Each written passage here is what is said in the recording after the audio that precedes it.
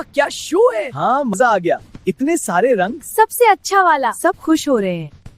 कामबख्त, इतने पटाखे चला रहे जैसे हमें मालूम ही नहीं कि कल पहला रोजा है। अच्छा तो भाईजान, आपको मालूम है कि कल पहला रोजा है? लो, ये भी कोई भूलने की बात है? लेकिन भैया, आप तो हर साल भूल जाते हैं। कैसे? पूरे 30 के 30 रोजे रखकर। अब की दफा अगर मैं 30 के 31 रोजे ना रखूं तो मेरा नाम सलीम नहीं। तो क्या इस बार ईद के दिन भी रोजा रखेंगे? हाँ क्यों नहीं।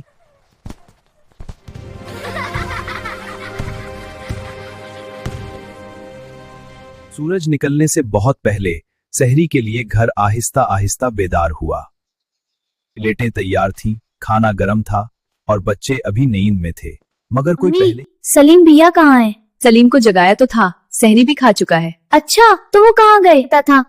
परवेज, ताहिर, नजमा और थरिया को सिर्फ यही बताइएगा कि सलीम ने सहरी नहीं खाई। 8 पहर का रोजा? मुझे तो कुछ गड़बड़ लगती है। हमें जरूर पता लगाना चाहिए, लेकिन कैसे? कल पता चल। मगर बच्चों को मालूम नहीं था कि आने वाला कल एक बहुत ही मजाहिया सरप्राइज लाएगा।